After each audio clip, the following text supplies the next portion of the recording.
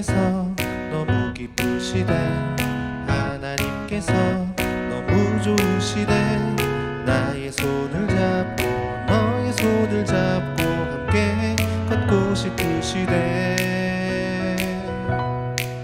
너는 꽃이야 햇살이야 그저 반짝반짝 빛나는 별이야.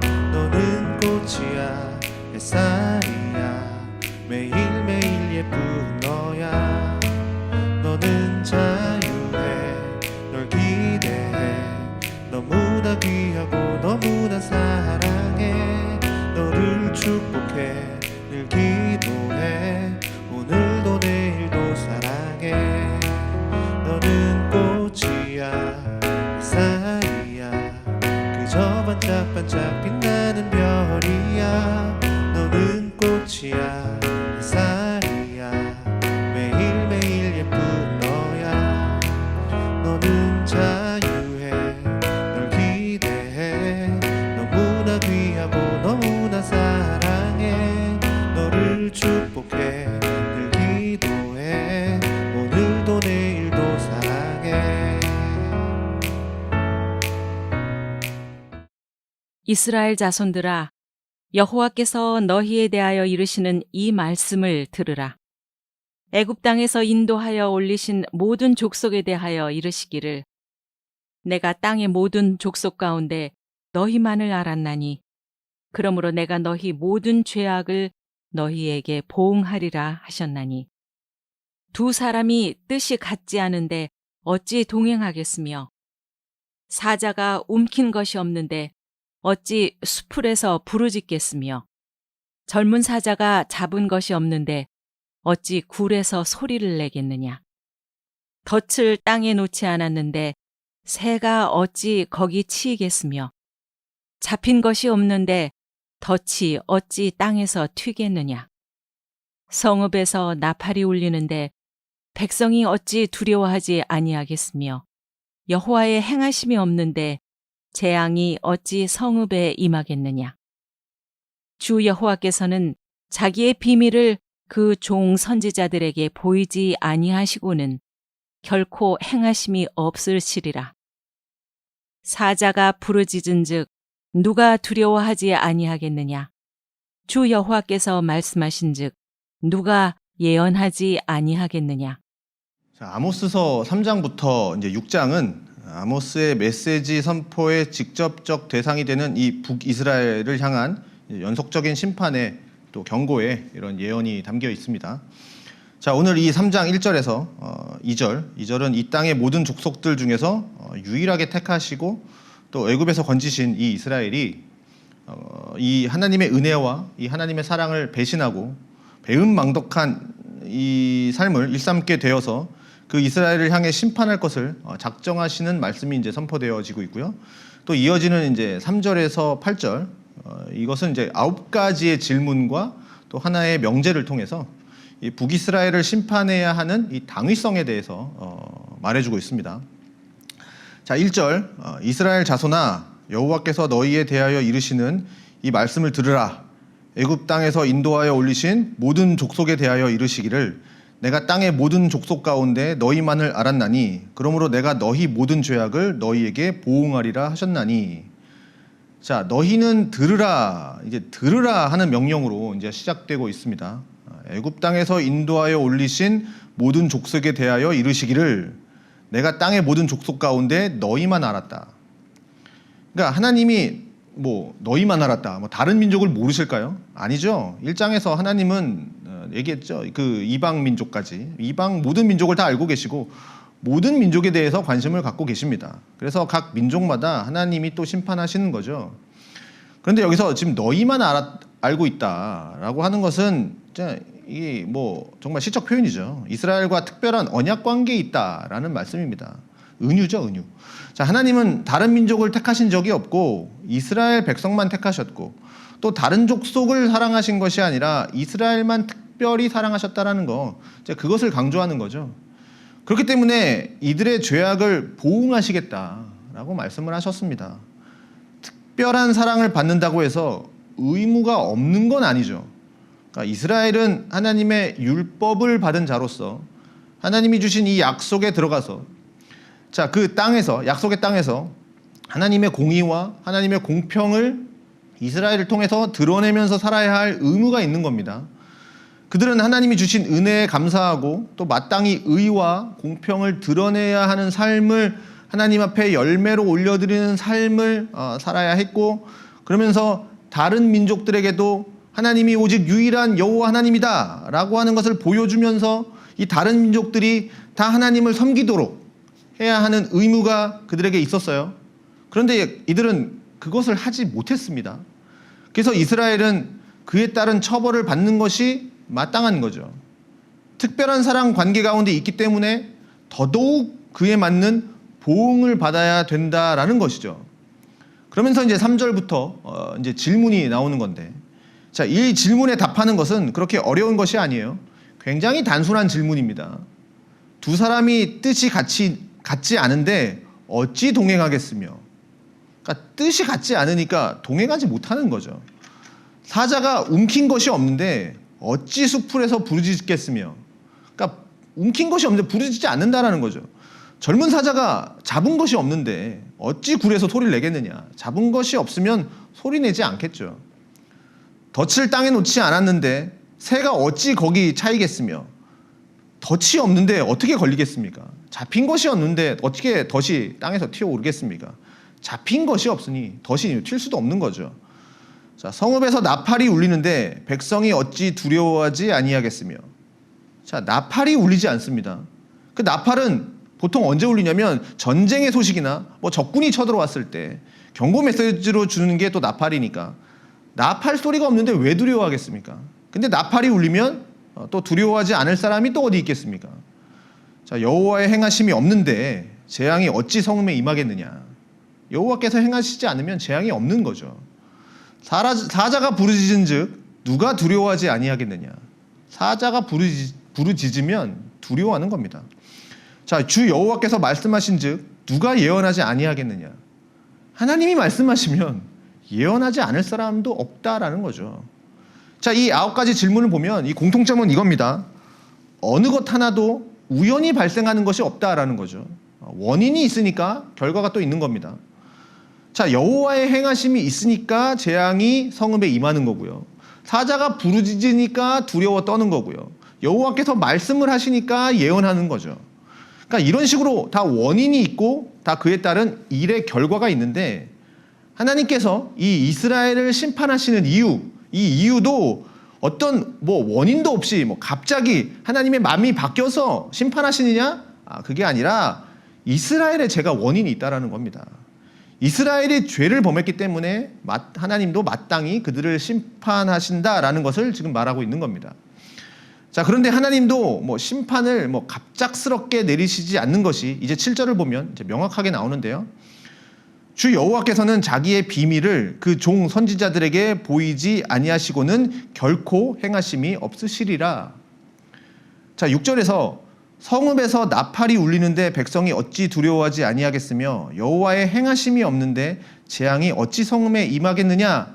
자, 이 질문에 이어지면서 이제 7절이 나오고 있는 거죠. 자, 이 7절은요, 반드시 확실히라고 하는 말이 제일 앞에 있어요. 번역에는 빠져 있지만 반드시 확실히. 근데 이제 반드시 확실히 주 여호와께서는 자기의 비밀을, 그러니까 여기 이 비밀이라고 나와 있는데 이 비밀이라고 하는 말은 이제 계획, 의논, 대화 이런 것으로 봐도 돼요. 이제 계획이라는 뜻으로 봐도 됩니다. 그래서 자기의 비밀을, 그러니까 자기의 계획을 그 종 선지자들에게 보이지 아니하시고는 결코 행하심이 없다.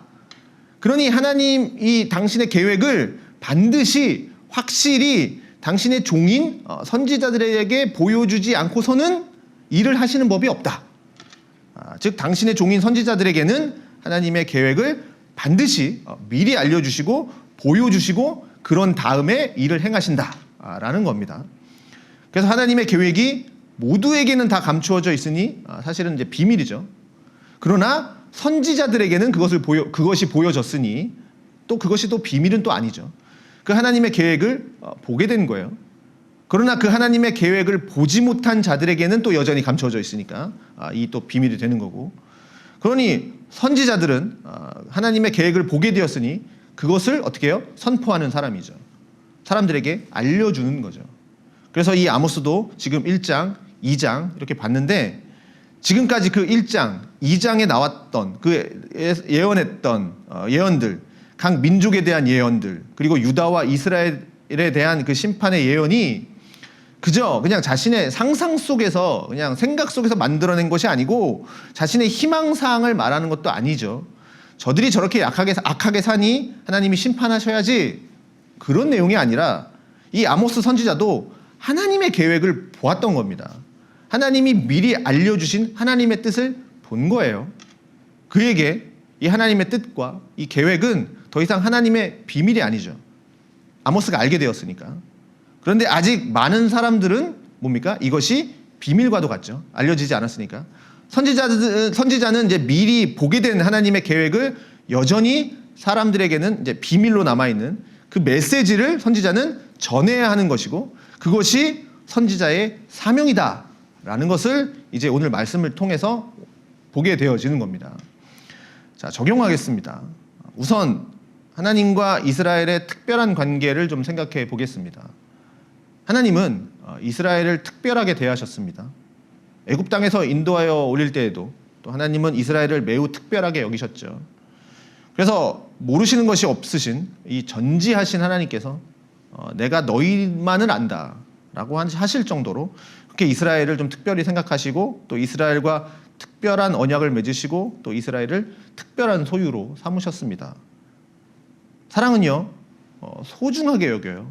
그래서 사랑하는 대상을 아무 관계도 없는, 그런 아무 사랑도 없는 사람처럼 막대하지 않고 관심도 갖지 않고 그러지 않죠. 사랑하면 그 사랑하는 대상을 내 손에 고이 두고 또 내 품 안에 품고 있으면서 다른 것에 의해서 더럽혀지지 않도록, 또 빼앗기지 않도록 그렇게 보호하고 있는 그 사랑의 관계는 아주 특별한 사랑의 관계라고 할 수가 있겠죠. 하나님도 이스라엘을 그렇게 생각하신다라는 겁니다. 그렇게 특별하게 사랑하신 거예요. 그것이 지금 우리를 향해서도 그렇게 특별히 우리를 사랑하시고, 그렇게 특별히 우리를 그렇게 대하시는 겁니다. 하나님은 세상에 수많은 사람들이 있지만 마치 나 한 사람만을 아시는 것처럼 다른 사람들은 모른다, 그런데 내가 너만은 안다 라고 하시는 것처럼 그렇게 나를 사랑하시고 그렇게 나를 보호하시는 겁니다. 그게 아주 하나님과 우리와 나와의 아주 독특한 관계인 것이죠.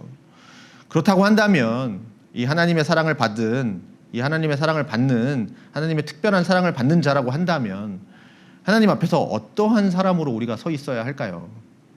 이스라엘을 보면 처음에 그렇게 하나님이 사랑하시는 것으로 인해서 이들은 기쁘고 좋아했지만, 그런데 점차 지나면서 그러한 하나님의 사랑을 거부했습니다. 그래서 하나님 품 안에서 벗어나기 위해서 발버둥 쳐요. 이들이 하는 일을 보면, 그러다 보니 결국 자신들의 죄에 대한 이 보응이란 말이 얼마나 무섭습니까? 한 대로 돌려준다라는 거죠. 그 보응을 확실하게 받게 되는 거예요.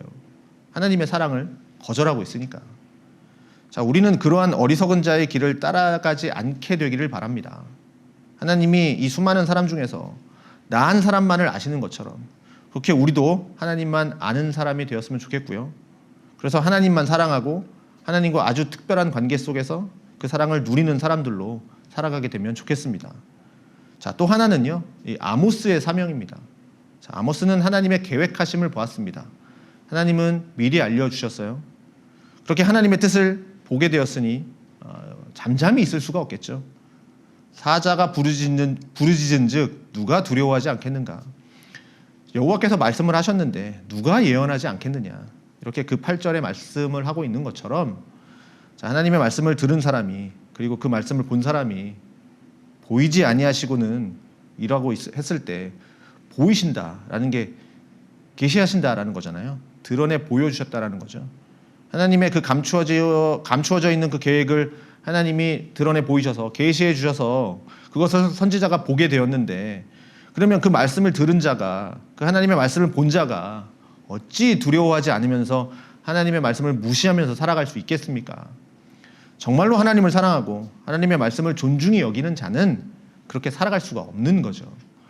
그러니 이 아모스는 그 유다 땅, 이 베들레헴보다도 남쪽에 있는 이 드고아, 거기서 또 양을 치고 뽕나무를 재배하고 살던 그런 목자이자 농부였는데, 자신하고 상관없는 사람들이란 말이죠. 지금 북이스라엘 사람들은 평생 이 남쪽에 있는 아모스가 이스라엘에 갈 일이 있겠습니까? 심지어 다른 나라인데.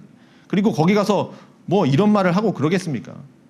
어쩌면 자신과는 평생도록 상관도 없이 살아갈 그 북이스라엘 사람들을 향해서 바로 이 사자의 부르짖음과 같은 하나님의 말씀을 선포해야 할 사명을 그가 받았습니다. 하나님의 말씀을 보게 되니까요. 하나님의 계획을 보게 되니까요. 그런데 이 하나님의 말씀과 그 하나님의 계획이 뭐 축복을 가져다 주고 뭐 평안을 가져다 주는 메시지라면 전하기에도 아마 부담스럽지는 않았을 겁니다. 북이스라엘에 가서 하나님이 말씀하십니다. 뭐 여러분이 하나님 앞에 너무나 잘 살고 있으니까 하나님이 이렇게 특별한 사랑으로 내가 너희만을 안다. 그래서 나는 너희에게 더 마땅한 상을 주겠다.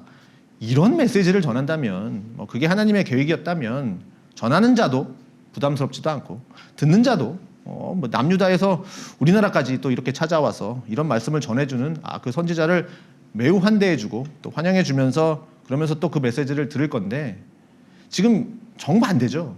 지금 이 말씀이 심판입니다. 내가 너희들에게 그대로 보응하겠다라고 하는 그 심판이니까 아무도 이 심판을 피할 수도 또 없다라고 했잖아요. 어제 생각나시죠? 달리기가 빨라도 말을 타고 뭐뭐 해도 뭐 이게 꽉 이게 수레가 누르듯이 도망갈 수가 없어요. 그러면 그 내용을 누가 듣고 싶어 하겠습니까? 그런데 저 남쪽, 저 유다 땅에서 온 이 사람이 우리를 향해서 이런 말을 하는데 그 선지자를 환영할 사람이 또 누가 있겠습니까? 그렇다고 해서 하나님의 계획을 본 자가 전하는 것을 멈춰서야 되겠습니까? 또 멈출 수가 있겠습니까? 선지자는 그렇지 않다라는 거죠. 그는 가서 전하는 겁니다. 여호와께서 말씀하신즉 누가 예언하지 아니하겠느냐. 그 말씀을 전하는 내가 소중하다면, 그래서 말씀을 듣고도 잠시 도망을 갔던 요나처럼 그렇게 하나님이 주신 사명을 버리고 도망갈 수는 있지만, 그런데 그 말씀을 주신 하나님과 또 그 하나님이 주신 그 말씀이 소중하다면 멈출 수가 없는 거죠. 자, 그래서 선지자는 하나님의 비밀을 본 자들입니다. 하나님의 계획을 본 사람들입니다. 그래서 그 하나님의 비밀을 봐서 그 하나님의 계획을 알게 되었으니 이제 모든 사람들에게 하나님의 비밀이 없도록 그 하나님의 계획을 전하도록 부름을 받은 사람들입니다. 자, 그러면 우리도 한번 생각을 해볼까요? 우리 역시 그리스도의 비밀을 본 자들이죠. 그런데 그 그리스도의 비밀이 아직도 비밀로 남겨져 있는 사람들이 굉장히 많습니다. 그래서 우리는 이 비밀을 보게 되었으니 하나님이 그것을 가르쳐 주시고 그것을 보여주신 것은, 야, 이거 비밀이야, 너희만 알아라, 그게 아니라 그 수많은 사람들이 아직도 그걸 비밀로 보고 있으니 그 비밀이 없어지도록 가서 전하라 라고 하는 거죠. 이것이 우리 한 사람 한 사람의 사명이고 또 이것이 우리 교회의 사명입니다. 그래서 우리를 통해서 이 비밀이 드러나고 말씀이 선포되어져서 많은 사람들이 이 참되신 하나님 앞에 서게 되기를 소망합니다. 기도하겠습니다. 하나님 아버지, 감사합니다. 하나님께서 다른 민족들 중에서 오직 이스라엘 너희들만 알고 있다, 그렇게 말씀하신 것처럼 우리를 향한 사랑이 매우 특별합니다. 우리를 특별히 알고 계시고 특별한 관계 속에서 우리를 보호하고 계시고 하나님의 품에 고이 안고 계십니다. 그 하나님의 사랑을 우리가 거부하지 아니하고 그 사랑 안에서 우리도 주님의 순결한 신부가 돼서 주님만을 위해 살아갈 수 있도록 도와주시옵소서. 주님의 계획을 그의 종들에게 부어주셨으니 하나님 아버지, 또 우리에게도 그 주님의 계획을 보여주셨고 가르쳐 주셨습니다. 그러니 이것을 전할 수 있는 그 사명을 가진 사명자들로 살게 하시고 우리 교회에게 주신 이 사명을 잘 감당할 수 있도록 하나님, 우리 교회 위에도 특별한 은혜를 부어 주시옵소서. 예수님의 이름으로 기도합니다. 아멘.